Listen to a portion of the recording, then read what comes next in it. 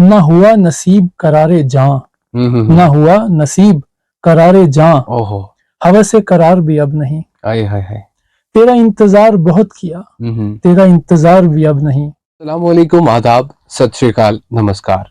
मैं हूं आपका मेजबान और दोस्त आरजे माजिद। या आरजे माजिद पॉडकास्ट के इस पहले शुमारे में आपका खैर मुकदम है, स्वागत है। उम्मीद करता हूं कि आप सब देखने वाले बहुत ही अच्छे होंगे, अपनी अपनी फैमिलीज के साथ रेडियो पीर पंजाल के प्रोग्राम्स को एंजॉय कर रहे होंगे। आरजे माजिद पॉडकास्ट का ये पहला शुमारा और इस शुमारे में मेरे साथ हैं आज एक आर्टिस्ट सैयद हसनैन। वेलकम है आपका दी आरजे माजिद पॉडकास्ट में। जी माजिद भाई, क्या शुक्रिया हाल आपका। चाल है? ठीक है, हम बस आप सुनाएं, आप कैसा कैसे फील हैं? कर रहे हो स्टूडियो आके? अच्छा फील कर रहे हैं, जैसा करते हैं हमेशा आपके साथ। बिल्कुल। और सैयद हसनैन एक आर्टिस्ट हैं। इनके आर्ट के बारे में हम इन्हीं से जानते हैं। अपने बारे में बताइए, अपने आर्ट के बारे में बताइए। माजिद भाई, ये जो मेरा नाम है हसनैन अहमद जी। काजमी और मैं विलेज मोड़ा बिछई से ताल्लुक रखता हूँ। बिल्कुल। करंटली मैं सोलन कोट में रहता हूँ। तो मेरा आर्ट यही है कि मैं पेंटिंग्स करता हूँ। जनरली मैं लैंडस्केप पेंटिंग्स करता हूँ। तो जैसे कि पेंटिंग्स में आपको भी कई बार दिखाई है और ये कुछ लेके भी आया हूँ, तो वही लैंडस्केप आर्ट है मेरा। लैंडस्केप आर्ट में मतलब आप एक आम आदमी अगर समझना चाहे कि लैंडस्केप पेंटिंग क्या होती है? तो लैंडस्केप पेंटिंग माजिद भाई ये होती है कि आपने कोई सीनरी देखी, आपको एक ब्यूटीफुल व्यू लगा, मतलब आपने एक माउंटेन देख लिया तो आपको लगा कि हाँ यार ये माउंटेन अच्छा है। तो अगर मैं इसको कैनवस पे उतारूं और अगर इसमें थोड़ी मैं मॉडिफिकेशन करूं तो ये कैसा लगा? इट्स लाइक ए पोइट्री, एक तरह की ये शायरी भी है। हाँ। जैसे एक शायर होता है, वो अपनी जो जज्बात है अल्फाजों के जरिए हम तक पहुंचाता है और आप इमेजिन करके हम तक तस्वीरों के जरिए ये चीज पहुंचाते हो। जी बिल्कुल। और इसके साथ साथ मैंने आपके बारे में थोड़ा सा रिसर्च भी की है कि आपको पोइट्री का भी शौक है, जी बिल्कुल। लिखते भी हो। और जॉन इलिया आपके फेवरेट पोइट हैं। हाँ जी। उनकी दो लाइन्स हो जाए कोई भी। बिल्कुल। वो जॉन एलिया के बारे में पहले मैं थोड़ा कुछ बताना चाहूंगा, क्योंकि उसके बिना पोइट्री अधूरी है। बिल्कुल। जॉन एलिया को कहा जाता है वसी और वसी और वसी उदासी। मतलब जहाँ पे उदासी की लिमिट खत्म हो जाती है वहां से जॉन शुरू करते हैं। बिल्कुल। जब आप उनकी कोई बुक पढ़ेंगे, यानी पढ़ेंगे, गुमान पढ़ेंगे या सजा पढ़ेंगे, तो तब आप जानेंगे कि वो कितने गहरे हैं। बिल्कुल। और दुख में वो कहीं किसी और ही हद पे चले गए। वो अपनी एक गजल में कहते हैं कि ना हुआ नसीब करारे जां, ना हुआ नसीब करारे जां, ओहो, हवस से करार भी अब नहीं। हाय हाय हाय। तेरा इंतजार बहुत किया, तेरा इंतजार भी अब नहीं। वो जो अपनी जान से गुजर गए, उन्हें उन्हें क्या खबर है कि शहर में, वो जो अपनी जान से गुजर गए उन्हें क्या खबर है कि शहर में किसी जान निसार का जिक्र क्या, कोई सोगवार भी अब नहीं। क्या बात है, क्या बात है। अब मुझे लगता है कि ये जो कन्वर्सेशन है कहीं मुशायरे में ना बदल जाए। हम अपने टॉपिक की तरफ आते हैं। बहुत खूबसूरत लाइंस आपने जॉन इलिया साहब की पढ़ी। मैं इसके बारे में, जो आपका ये आर्ट है, कौन किसने आपको इंस्पायर किया कि मुझे पेंटिंग करनी चाहिए? कब आपको पता चला कि ये कला मेरे अंदर है? कला पता चलना एक अलग चीज है और उसको आइडेंटिफाई करके उस पर काम करना एक अलग चीज है। तो ये कला मुझे पता चली 11th में कि हाँ मैं जानता हूँ काम। बट जब मैं हाई सेकेंडरी में गया और मेरी मुलाकात वहाँ पे जनाब तारिक महमूद सैफी साहब से हुई, जो कि हमारे जम्मू कश्मीर के एक बहुत रिनोन्ड लैंडस्केप आर्टिस्ट हैं। तो हमारे सोलन कोट में, डिस्ट्रिक्ट पुंछ में खासकर उनका काफी बड़ा नाम है।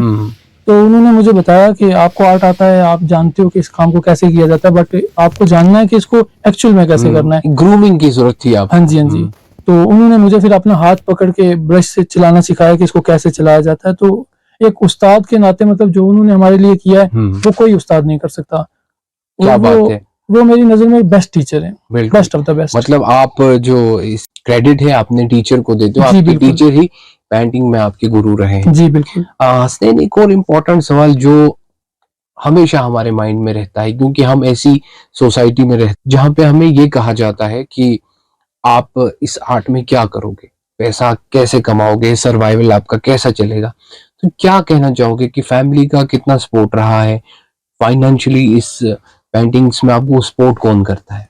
सबसे पहले तो फैमिली का काफी ज्यादा सपोर्ट है माजिद भाई। अगर आप फैमिली के सपोर्ट के बिना आप तो चल भी नहीं सकते, क्योंकि बच्चा जब पैदा होता है अगर उसको फैमिली का सपोर्ट ना हो खासकर इंसान के बच्चे की बात करें, अगर हम किसी जानवर की बात करें तो वो तो पैदा होता ही चलने लग जाता है, बट एक इंसान का बच्चा स्पेसिफिकली उसको बहुत ज्यादा नरिशमेंट की जरूरत होती है और बहुत ज्यादा केयर की जरूरत होती है। 15-16 साल के बाद खड़ा होता है अपने पाँव पे।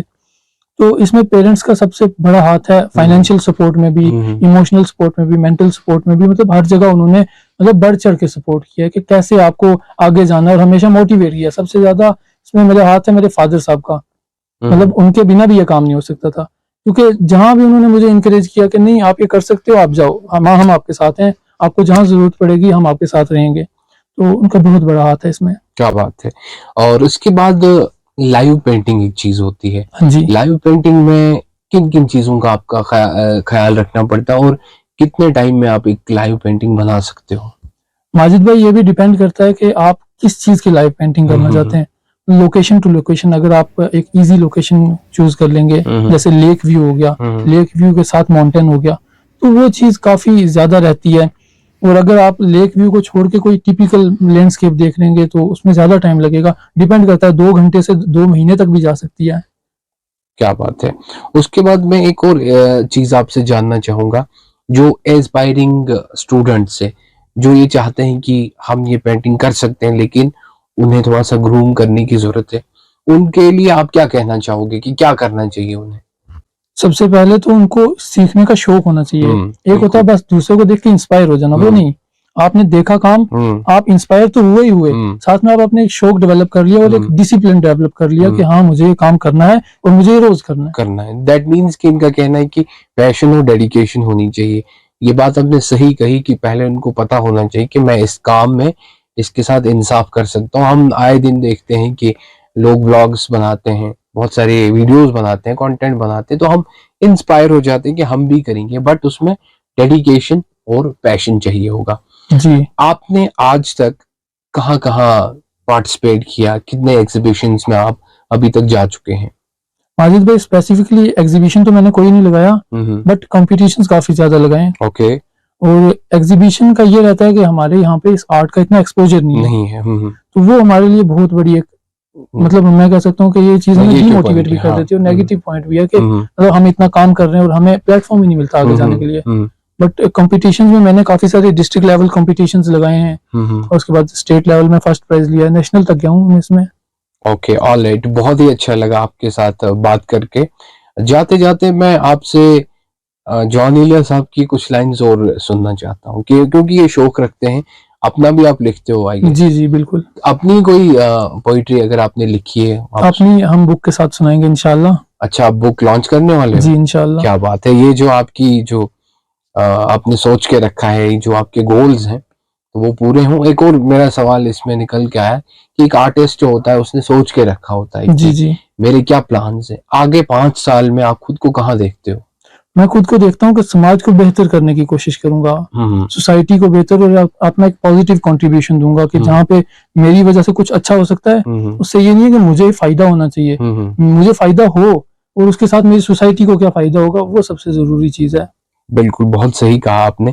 और जाते जाते जॉन इलिया साहब की 2 लाइन्स फिर से। तुम जब आओगी तो खोया हुआ पाओगी मुझे, तुम जब आओगी तो खोया हुआ पाओगी मुझे, मेरे कमरे में तन्हाई के सिवा कुछ भी नहीं, और मेरे कमरे को सजाने की तमन्ना है तुम्हें, मेरे कमरे में किताबों के सिवा कुछ भी नहीं। इन किताबों ने, माजिद भाई, इन किताबों ने बड़ा जुल्म किया है मुझ पे, इनमें एक रम्ज है, जिस रम्ज का मारा हुआ जहन मुश्ताए इशरते अंजाम नहीं पा सकता, जिंदगी में कभी आराम नहीं पा सकता। ये जो मुशादे इशरते अंजाम मैंने भी एक बार पढ़ा था, तो लोगों से पूछा था इसका मतलब क्या है, आज जरूर बताइएगा। और इनने कहा कि मेरे कमरे में किताबों के सिवा कुछ नहीं। मैं तो कहता हूँ कि इनके कमरे में पेंटिंग के सिवा कुछ भी नहीं। आप आए यहाँ पे, बहुत अच्छा लगा और बहुत ही अच्छा आप बोलते भी हो। जॉन इलिया साहब को पसंद करते हो, आजकल के टाइम में वो ट्रेंडिंग है, जो यंग जनरेशन है उन्हें बहुत पसंद कर रही है। और मैं यही दुआ करता हूँ कि आपका ये आर्ट ज्यादा आगे जाए, आप बहुत अच्छे अच्छे प्लेटफॉर्म्स पे जाके परफॉर्म करें और आप इसी तरह से मेहनत और डेडिकेशन के साथ काम करते रहो। 90.4 FM से आज के शुमारे में बस इतना ही। आज का ये पॉडकास्ट आपको कैसा लगा जरूर हमें फीडबैक दे दीजिए कमेंट सेक्शंस में। आज के लिए बस इतना ही, मिलते हैं एक और नए शुमारे में।